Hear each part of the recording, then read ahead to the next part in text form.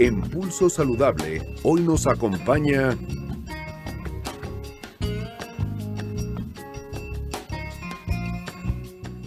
Cuatro de la tarde con 10 minutos, 16 horas 10 minutos. Les recuerdo que estamos transmitiendo completamente en vivo a través de la plataforma de esta empresa que es www.radiotv.mx y me puede seguir simultáneamente a través de la fanpage con el mismo nombre, Pulso Saludable. Y si se perdió nuestros programas pasados, pues bueno, puede ingresar a nuestro canal de YouTube con el mismo nombre y también puede seguirnos a través del Twitter que es @Pulso Saludable, todas las redes sociales con el mismo nombre, Pulso Saludable. Y ya se encuentra conmigo en esta mesa de trabajo el doctor José Ángel Córdoba Villalobos. Él fue secretario de Salud en el periodo del 2005 al 2011 y también secretario de Educación Federal en el 2012. Gracias por estar conmigo. Gracias, Liliana. 2006-2011. 2006-2011. Muchas gracias por estar conmigo. Es un honor, muchas gracias. Pues yo le decía a la gente, a lo mejor mucha gente no sabe, y te platico un poquito que cuando hace ya 10 años se empezó el asunto de la influenza, me habló en la madrugada un amigo médico, el doctor Godoy del Hospital Ángeles, y era en la madrugada. Entonces yo dije, ¿qué le pasa a este doctor? ¿Por qué me despierta a esta hora? No, yo, ¿qué pasó? Y me dice, a ver, atención, sé que es tarde, pero creo que vale la pena. Fíjate que nos acaba de llegar un caso de influenza atípica, no sabemos qué está pasando, pero nos acaban de decir que viene otro en camino y por cuestiones de papeleo de seguro lo rechazaron en el Dalinde y no lo traen acá, pero nos están avisando que vienen los dos muy graves. Dice, yo creo que deberías de poner atención porque algo está pasando. Y le dije, ¿algo como qué? Y no entiendes, ¿no? Lo que me dice, bueno, yo no te puedo decir más, pero estate pendiente. Yo creo que te recomiendo que le des seguimiento mañana en la mañana a los casos que te estoy diciendo.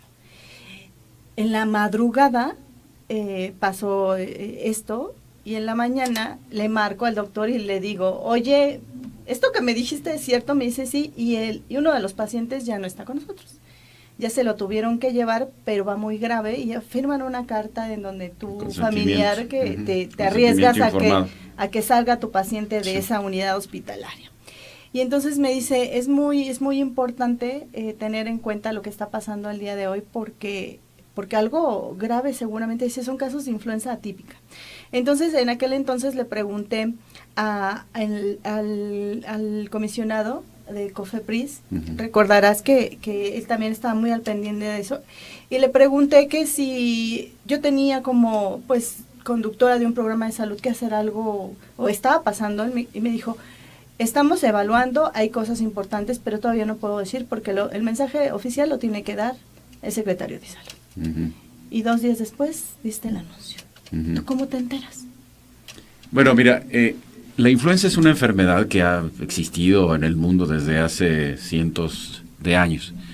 De hecho, hubo una pandemia al principio del siglo XX que se le llamó influenza española, mal llamada porque en realidad no empezó en España, empezó en otro de los países de Europa, pero a causa de la Primera Guerra Mundial, pues entonces les achacó a los españoles. Había ya una amenaza desde hace más de 10, 15 años de un nuevo virus, H5N1, de la influenza aviar. Y este virus empezaba a transmitirse ya a los humanos. Había como 500 casos ya presentes y la cuestión es que era un virus muy agresivo porque cuando entraba al humano afectaba muy gravemente y la letalidad, o sea, el número de personas que se morían al ser afectadas por ese virus era del 60%. Tú te puedes imaginar que cada 100 se mueran 60, pues es una enfermedad pavorosa. Claro. Entonces, normalmente la influenza en nuestro país se presenta en los meses de invierno. Sí.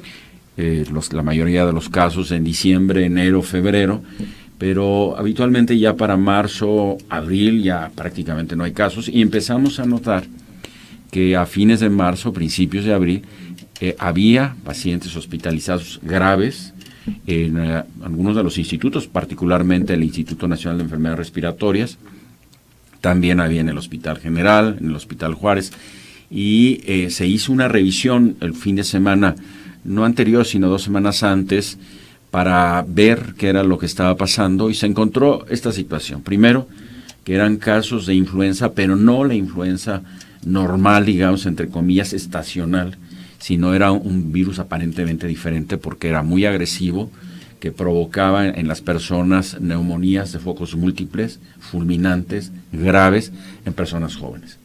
Estoy hablando de personas de 25, 30 años hasta los 40, 45 años, habitualmente con una comorbilidad, es decir, con otra enfermedad asociada. Por ejemplo, obesidad, a veces diabetes, a veces cáncer, a veces una inmunodepresión. Y entonces estas personas evolucionaban muy rápido hacia una complicación, que era la neumonía, sí. Y esto los obligaba a ir al hospital, ya no podían respirar, había que intubarlos, entraban a terapia intensiva, y bueno, hacían todas las complicaciones y muchos de ellos terminaban en la muerte. Entonces, de allí fue cuando se prendieron las alarmas. Habíamos tenido también un caso especial en la ciudad de Oaxaca, de una mujer que estaba embarazada y que también hizo una neumonía muy fuerte, porque en las embarazadas habitualmente es mucho más grave la presentación de la influenza H1N1, y esta señora desafortunadamente falleció, y cuando se hizo el estudio de la autopsia, al revisar los pulmones, se pensó que se trataba de un coronavirus, que era el virus, o es el virus del SARS, del síndrome de insuficiencia respiratoria severa, que había sucedido 10 años antes en varios países del mundo y representaba una de las epidemias, o la primera epidemia del siglo XXI importante. Y pensando en eso, entonces se prendieron las alarmas, dijimos, ¿qué está pasando? Y de ahí se hicieron los estudios, ya se habían mandado pruebas al CDC de Atlanta. Nosotros, como México, reportamos o enviamos muchas de nuestras pruebas que hacemos al CDC de Atlanta para que revisen, sobre todo en los casos de gérmenes que pudieran ser nuevos, diferentes, pero no habíamos tenido los resultados. Y entonces solicitamos a los amigos de Canadá para en el laboratorio de Winnipeg mandarles otra vez una prueba para que de estos pacientes, o varias pruebas, y nos reportaron justamente el día 23 de abril del 2009. Me acuerdo muy bien, estaba yo en mi oficina preparándome para ir a Tuxtla Gutiérrez, porque íbamos a tener allá un evento con el gobernador Sabines de una donación de insecticida por el problema del dengue. Y entonces llegó el subsecretario Mauricio Hernández, subsecretario de Prevención y Promoción de la Salud, con Celia Alpuche, la doctora Celia Alpuche, quien es la directora del INDRE, sí, claro, a decirme: doctor, acabamos de recibir una información directamente del laboratorio de Canadá, hicieron la secuenciación genómica y pudieron encontrar que se trataba de un virus nuevo, para empezar, que era H1N1, pero diferente al estacional, que era un virus de procedencia animal, porcina, con alta transmisibilidad, y que se desconocía cuál era su índice de letalidad. Wow. Entonces, que había que tomar medidas, pues mientras lo conocíamos mejor al virus, como si fuera H5N1, no íbamos a esperar a que fuera a tener 30, 40, 50% de mortalidad. Claro. Y en función de eso, pues ya me comuniqué con el presidente de la República, el presidente Calderón, para informarle esto y empezar a tomar las acciones de lo que se derivó, bueno, toda una serie de hechos que se desarrollaron para tratar de prevenir y lograr prevenir que esto tuviera un crecimiento exponencial. Y es que yo me acuerdo que en aquel entonces estaba Marcelo Ebrard, era el jefe de gobierno de la Ciudad de México. Y Marcelo se aplicó a todas las decisiones que se tomó a nivel federal. Pudieron trabajar, por fortuna, en conjunto, pero también la gente fue muy dura, muy fría. Criticaron que no podíamos salir, que no podíamos ir al cine. El 1 de mayo es mi cumpleaños y yo me la pasé en mi casa sin salir. Sí, claro. Pero lo más importante era preservar la salud. Mi hermana estaba embarazada en aquel entonces. Entonces, sí, era muy obligado como ciudadano hacer caso de todas las recomendaciones de ustedes, los expertos. Ustedes sabían lo que estaban haciendo, no era algo tan sencillo, y más en un asunto tan atípico y con tanta letalidad, ¿no? Y tanta la facilidad de la transmisión, que pues tienes que empezar a actuar. De inmediato.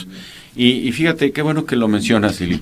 El apoyo y la colaboración y el trabajo apartidista, lo quiero señalar. Claro, sí, porque ahí no había Con Armando colores. Agüed, que era el secretario de Salud, Armando, ¿dónde andas? con Marcelo Ebrard, con el entonces gobernador Peña y con su secretario de Salud, porque el problema se dio fundamentalmente en el Valle de México, aunque había algunos casos en San Luis Potosí también. Claro.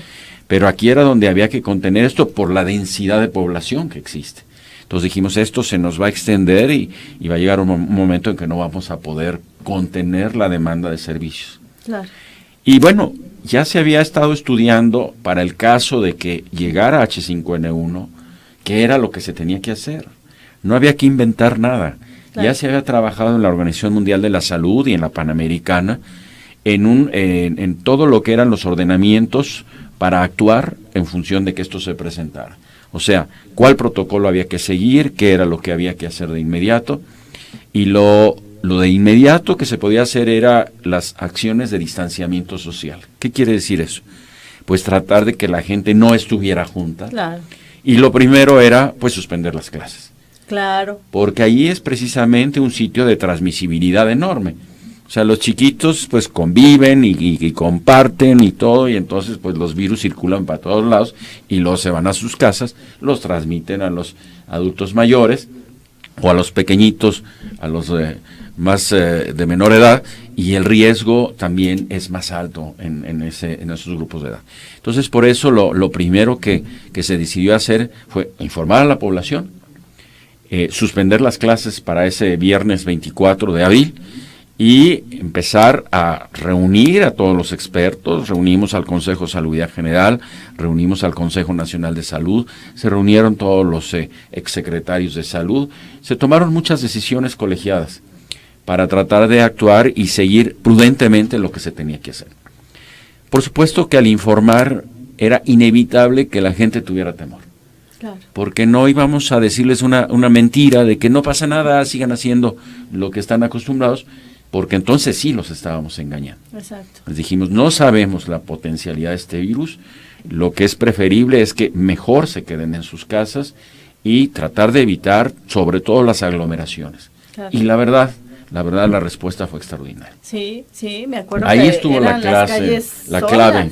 clave de la solución del problema. Vimos los templos cerrados, vimos los estadios de fútbol sin público, vimos los cines, como decías, el teatro, el metro, y bueno, y de inmediato lo que se tenía además almacenado, que eran los cubrebocas, las batas especiales para los hospitales, y el tema fundamental, el oseltamivir, que había sido adquirido en la administración anterior, cuando el secretario era el doctor Julio Fren, con mucha visión, se compró 1.200.000 dosis, convertirlas, porque estaban a granel, es decir, en polvo, bien. Y había que convertirlas en pastillas y convertirlas también en jarabe para los niños. Y entonces, y rápidamente, porque no sabíamos si iba a actuar o no actuar, porque eso se había comprado en 2003 y estábamos hablando de 2009.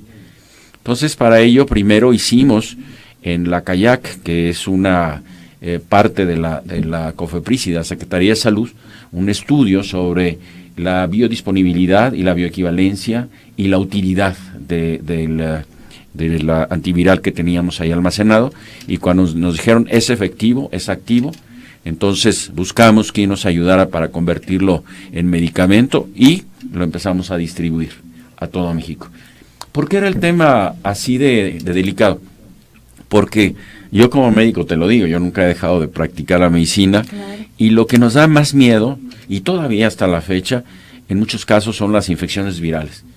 Después del cáncer, por supuesto, claro. De la insuficiencia renal crónica, porque las bacterias ya sabíamos más o menos cómo controlarlas, aunque ahora ya hay muchas resistencias, pero de los virus, hace 10 años, muchos virus no teníamos con qué atacarlos. Y decíamos, si no responden los pacientes al tratamiento antiviral, ¿qué vamos a hacer? Afortunadamente, en cuanto se tuvo el medicamento que se empezaba a administrar y se daba antes del tercer día de haber iniciado los síntomas, la respuesta era extraordinaria y prácticamente nadie se moría.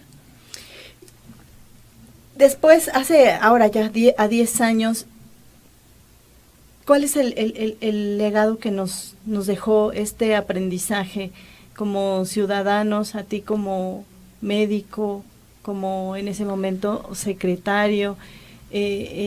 Porque cuando tuvimos la oportunidad, recordarás, de formar parte de ese entrenamiento a medios, a gente de la industria farmacéutica, el oírte hablar y de ver cómo peleabas por tu país, por tu gente, son cosas que difícilmente los de allá afuera no saben y no tienen la oportunidad, y yo le llamo así la oportunidad, la valiosa oportunidad de conocer todo lo que tuviste que hacer para obtener vacunas, por ejemplo, porque el tiempo apremiaba. Claro. Y van más allá de, híjole, en una semana no pude ir al cine o a la escuela, eso se recupera, pero una vida no se hubiera podido recuperar, ¿no? Exacto, precisamente en la profesión de médico lo más importante es que estamos cuidando el bien fundamental de la persona, que es su vida. Claro. Lo demás, como quiera, se compra, se recupera. La vida ya no se recupera. Entonces, por eso era muy importante actuar con rapidez, por eso era muy importante hablar siempre con la verdad, por eso era muy importante dejar de lado todos los intereses políticos. Ahí la política no debería ser o no debe de tomar ningún papel más que la función de ayudar a la gente y que la gente también entienda que tiene que cooperar y participar. Claro. Y enfrentarte también a situaciones complejas, porque cuando no eres un país productor de vacunas, entonces pasas al segundo o al tercer lugar para el surtimiento. Ya cuando te las van a surtir, pues a lo mejor ya no es tan importante. Claro. Afortunadamente también en ese año se había firmado un convenio con un laboratorio transnacional para que la vacuna contra la influenza se produjera en una acción simultánea, México con Francia, para desarrollar esta vacuna. Y entonces esto nos subió al segundo lugar y fuimos ya después de los países productores los que empezamos a recibir las vacunas.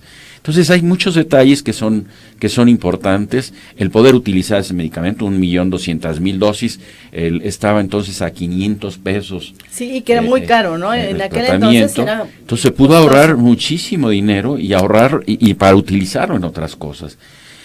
Siempre hay gente que denosta, gente que dice, eso fue una mentira. Yo les decía, ¿ustedes creen que si yo hubiera sido capaz de convencer a la directora de la OMS, a la de la OPS y a todo el mundo de lo que yo estaba haciendo, pues no estaría aquí, estaría en otro lado? Estábamos hablando con la verdad y siempre lo hicimos así. Y insisto, la mayor satisfacción fue ver la colaboración de las personas.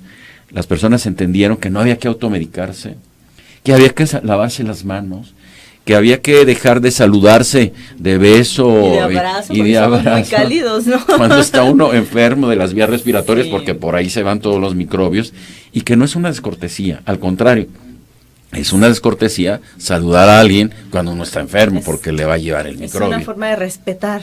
Exacto. ¿No? Y que había que ir pronto con el médico. Y hubo que hacer otras acciones importantes, como movilizar las caravanas para la salud, que eran unidades móviles, que se habían adquirido 1.500 para todo el país, y ahí las concentramos en el Valle de México, más o menos 2/3 partes. ¿Para qué? Para que atendieran a las personas y que no nos sobrepasaran la capacidad de los hospitales. Claro. Y lo pudimos lograr. No tuvimos realmente eventos o situaciones verdaderamente desgarradoras en donde llegara una persona y que no la podían atender porque ya no había lugar. Claro. Porque ya los habían visto antes y hubo que organizarse muy bien, hubo que capacitar a todo el personal médico, en fin, hubo que hacer muchas cosas que creo que al final fue un ejercicio muy positivo con la participación de todos. ¿Qué le dirías a toda esta gente que hoy en día sigue pensando dos veces y se queda pensando en la posibilidad de vacunar a sus hijos, de vacunarse ellos, lo que está pasando en Nueva York con las vacunas? Porque bueno, yo respeto todas las religiones, todas tienen algo interesante, algo bueno, pero cuando se interponen con tu salud, híjole, ahí es bien difícil. Qué bueno que lo mencionas, Liliana, eso es muy importante. Fíjate que hace 2 años, año y medio, que tuve la oportunidad de estar en un simposio de influenza en Riga, me sorprendí de escuchar que de los países de la Comunidad Europea, que son 46, solamente 2 tienen porcentajes de vacunación por encima del 50%. Qué pena y qué tristeza. Ellos tienen las vacunas y no las usan. 5 países ni siquiera tienen programas de vacunación. Yo quiero decirles que en México se tiene uno de los programas de vacunación más sólidos del mundo. Sí. Se protege contra 15 diferentes microorganismos, que las vacunas son de calidad. Claro. Las vacunas son seguras y además son gratuitas, lo cual no pasa en todos los países. Claro. Entonces, que no desaprovechemos esa oportunidad. Había incluso un mito que con el uso de la vacuna contra la influenza podía tener efectos colaterales, como era una polineuritis, etcétera. Hicimos un estudio entre vacunados y no vacunados. Pues los no vacunados tenían más polineuritis que los vacunados. O sea, ahí quitamos ese mito. Hay muchos mitos en relación a las vacunas que no debemos de aceptar. Y es que si no, no estaríamos ni tú, ni yo, ni todos los que hemos sido vacunados, o nuestros sobrinos, nuestra familia, porque, pues bueno, yo hasta donde recuerdo, mi mamá siempre nos vacunó, y a mis hermanos, y ninguno de nosotros, y a sus hijos, y ninguno de ellos ha tenido ningún problema. Y se erradicó la seguramente polio, muchas y el familias, sarampión, tenemos casi más de 15 años de que no hay casos autóctonos, son casos que vienen de otro lado, pero si aflojamos el paso, nos va a pasar lo que pasa en Japón, donde llegan a tener miles y miles de casos de sarampión, lo que está empezando a pasar en Estados Unidos. Sí. Eso sería dramático y muy triste y muy doloroso, porque las enfermedades provocan dolor y sufrimiento, no nada más de la persona, sino de la familia. Claro. Entonces, no hay que desaprovechar este beneficio que se tiene en México y que ojalá nunca nos lo quiten. Y además también pueden ciertas secuelas dejar en la pobreza a la familia, ¿no? Pueden ser por enfermedades supuesto, catastróficas, por ¿no? supuesto, esas enfermedades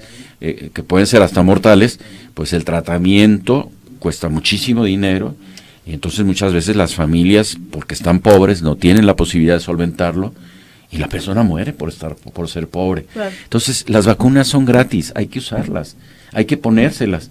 Hay un Consejo Nacional de Vacunación en México con los mayores expertos que define qué vacuna, a quién y a qué edades. Por eso no se ponen en México 130 millones de vacunas contra la influenza, se ponen 35, 38, porque es sobre la población que es más sensible, porque los otros en general tienen menos riesgo de poder tener un problema grave. O sea, todo está bien calculado para no dispendiar el recurso, que por supuesto no son baratas las vacunas, y como las paga el Estado, las paga el gobierno, pues hay que usarlas en las gentes que más lo necesitan. Y además yo agregaría que, bueno, dices no son baratas, sí, son costosas, y qué bueno que pues tenemos una cobertura muy, muy buena, que podría ser mejor, pero para estas vacunas que todavía no están incluidas en la cartilla nacional, pues bien vale la pena invertir 1,000, 2,000, 3,000 pesos una sola vez, para una sola ocasión en la vida de tu hijo, y esos 2,000, 3,000 pesos, pues bueno, te van a dar la satisfacción de que por lo menos por esa circunstancia tu hijo va a estar saludable. Prácticamente nada más hay 2 vacunas en las que podrían quedar incluidas en la cartilla, que son la vacuna contra la varicela y la hepatitis A. Pero ninguna de estas 2 enfermedades son en realidad enfermedades muy graves. Por eso es que no se han incluido. Pero, por ejemplo, la vacuna contra el virus del VPH, el papiloma humano, para las mujeres, tú verás pues ya ahorita en unos 15 años, el número de casos de cáncer del cuello de la matriz va a ser muy bajo. Claro. Y entonces se evita lo que era una de las causas más importantes de muerte en las mujeres por cáncer ginecológico. Claro. Ese es el beneficio. Claro. Y también en influenza es una cosa aguda, por supuesto, y te puedes morir rápido. Pero en el caso del cáncer del cuello de la matriz, tarda tiempo, pero ya que da, y todo esto son sufrimientos y son realmente gastos enormes. Por eso es que no hay que desdeñar ninguna de las vacunas que están, y cuando llama la Secretaría de Salud, hay que acudir. Le toca a los más chiquitos o les toca a los adultos mayores. A cada quien cuando nos toque hay que vacunarnos para tratar de seguir prolongando la esperanza de vida con calidad. ¿Cuál sería? Yo podría seguir platicando contigo eternamente. ¿Cuál es tu mensaje final, doctor, en esta tarde? Bueno, mira, creo que aquello que vivimos hace 10 años fue una experiencia extraordinaria, muy difícil, para mí la experiencia más difícil que he vivido durante mi existencia, pero finalmente queda la satisfacción del deber cumplido. Claro. Eso es lo que vale. Todos vamos de pasada, pero creo que todo el equipo, todos los mexicanos trabajamos, hicimos las cosas como las teníamos que hacer, y afortunadamente se pudieron evitar muchos miles de muertes en los mexicanos. Y la verdad es que si usted está pensando la próxima vez en buscar al doctor Córdoba para alguna conferencia, no lo dude, hágalo ya, porque la verdad es muy enriquecedor escucharle, aprenderle, conocer y sobre todo, pues bueno, la industria farmacéutica siempre echa de mano de los profesionales de la salud del país, y el doctor Córdoba, y muestra de ellos que sigue ejerciendo la medicina, eres gastroenterólogo, Claro, y allá la en cirugía León. también, sí.